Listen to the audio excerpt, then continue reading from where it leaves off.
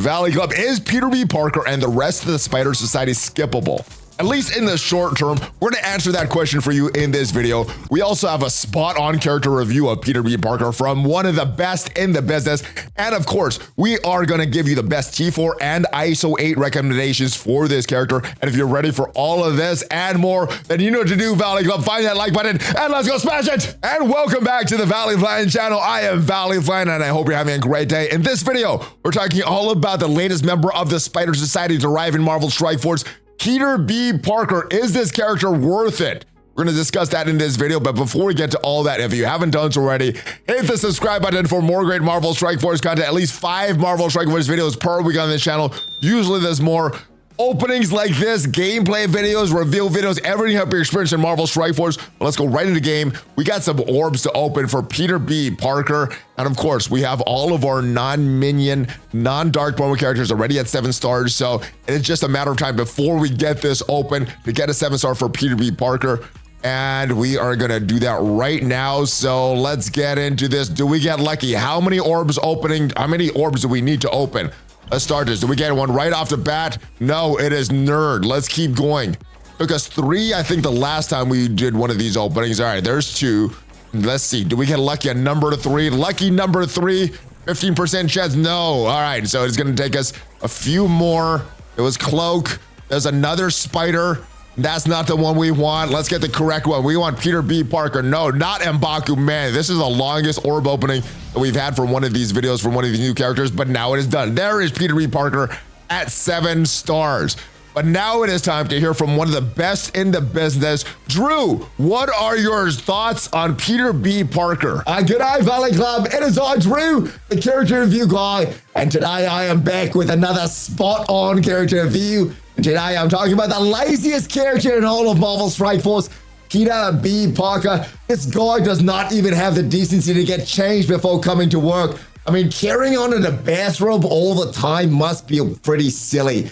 But I can't hate on the bloke too much. He does have to babysit his daughter Mayday all the time, so I've got to give him some props for being a good dad. And Valley, I know you like to talk about added value. You're not just getting one character with Peter, you're getting 2, Peter and Mayday, and you're getting 2 tags as well, skill and bio. And his healing of spiders is off the charts. He also increases their max health and it gives out evades. He really helps this team to survive, and he's going to be absolutely massive in the raids. But with all that said, Valley, I can only give this character 4 non-alcoholic frothies, because even non-alcoholic frothies are better than milk.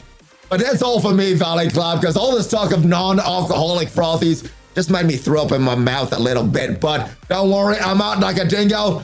I will be back. That was a great character review, Drew. Thank you for that. Thank you for all the spot-on character reviews. But let's go into the game and talk about a little bit of the added value that you can get for Peter B. Parker and the rest of the Spider Society. As usual, there is a showcase event in the game right now, loose threads. But with this one, obviously there's going to be a test drive. You could get some gold. Make sure you guys do this. You don't need to get any of these Spider Society characters for this, and you don't need them for these first 4 nodes here, which you could farm some of these catalysts, some gold. You can farm some other of these teal pieces as well. And you don't need to get Peter B. Parker for this. You do need it for these next few nodes here. So if this, some of these first time rewards, or you want to farm some of this, that may be in a consideration for you getting or not getting Peter B. Parker. But let's go over to MarvelStrikeForce.com and talk about the best ISO8s and T4s for this character. There's a few different ISO8 selections that I think are very valid choices, but let's talk about the T4s first. The basic, what the T4 is going to add: 30% more damage to the primary target. It's going to add regeneration to the 2 most injured Hero Spider-Verse allies or self instead of just the first, and evade to the 2 most injured Spider Society allies and self instead of just the first. So getting more evades out there, getting more regenerations, I think is good. Especially if you're going to equip the Striker class on Peter B. Parker. I think this is a very, very important T4 for this. So this is a good T4. Next is the special 3-turn cooldown, starting with all of these 3 ability energies. So you can use this right on turn 1. The T4 is going to add 40% more damage to the primary and secondary targets. It's going to call the Hero Spider-Verse ally with at least speed bar to attack the most injured enemy. This is an interesting one because normally it's like someone with the most damage instead of the least speed bar. interesting. I'm curious to see how this is going to work. This is a good T4, and I think this is something that you could do down the road. I don't think this is like one of the most important T4s for this character. Obviously, more damage and another ally to attack the most injured enemy is good. So this is a good one, but not one of the most required ones, I think.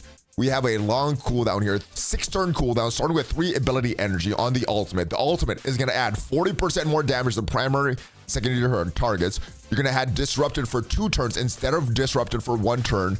And Spider Society is going to get immunity. He's also going to get immunity with this T4. This is a good ultimate. This is great for the raids. Not sure how useful this is going to be outside of the raids, but obviously if you're going to be in the raids with this team, you want to be able to sim these raids as much as possible. So a lot of these T4s are going to add some value.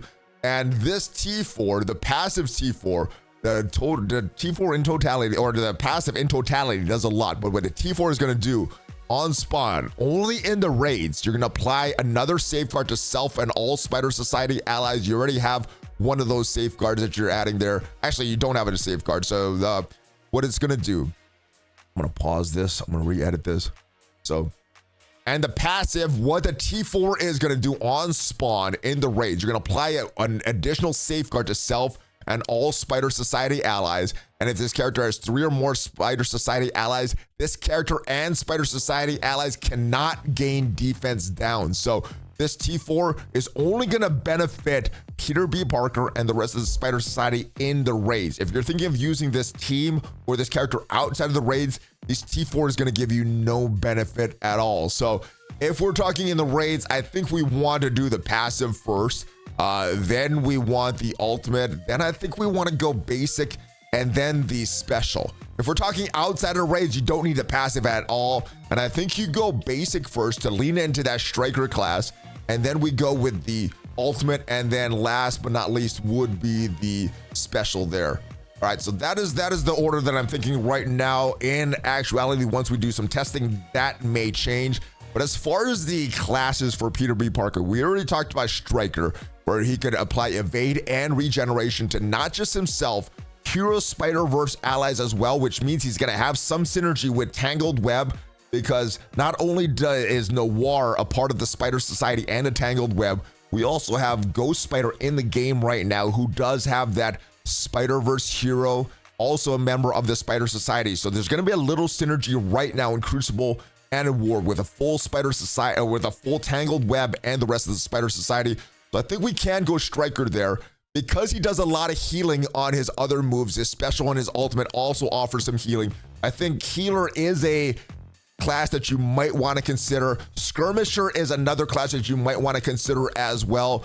Not a lot of focus for this entire Spider Society team. So if you're having some trouble with a high resistance in these raids, you might want to increase the focus by putting that Skirmisher tag on Peter B. Parker. But I think Striker is the one that I'm going to go with initially for all of the testing for Peter B. Parker. So with all that said, it's now time to answer the big question. Is Peter B. Parker worth it? Well, it depends. If you're a completionist, want to complete your roster, or have some FOMO thinking this team may be required for the next legendary character, then it is a character that you may want to consider. If your alliance is thinking about doing 100% on the incursion raid soon, or want to be right out of the gate 100%ing the next raids as soon as it comes out, then you may want to complete this. But there are some things that you want to consider. The full team is not here yet, so you're not going to be able to use the Spider Society to complete the full raids until we get the full team.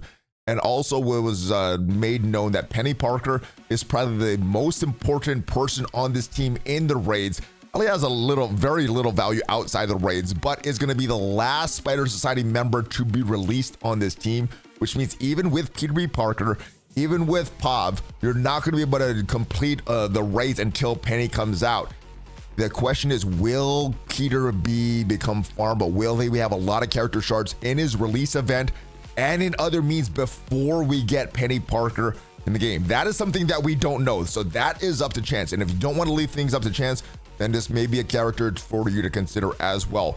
If none of those things are appealing to you, your alliance is not going to be pushing for the 100% of the raids, then you may want to skip this team, hold off in this team, especially if you're not worried about whatever the next legendary is. Not sure what their value is going to be in Crucible, in War, And I think you're going to have some synergy with this team and the rest of the spiders, especially the Tangled Web, because we do have Spider Noir, who is a member of the Tangled Web, who is great in War, great in Crucible, and he is also a member of the Spider Societies. And one more thing to consider about this team, they all have dual tags. Noir is a skill mystic, Penny is going to be a skill tech, and the rest of them, Peter B, Ghost Spider, and Spider-Man Pav are going to be skill bios. So if you're thinking of using these characters in both bio and skill, well, you could use some of them in bio, but not the full team. But that is it for this video. Hopefully some of these considerations help you in determining if you want to invest in Spider Society and Peter B or not. This video did provide you some value. Leave it a like. It is free for you. Helps us the channel a lot. And if you want to see what are the only 10 teams that you need to invest in at the end game in Marvel Strike Force, check out the video up there. And I'll see you guys next time. Have a great rest of your day. Hulk fist bump, ValleyFlyin out.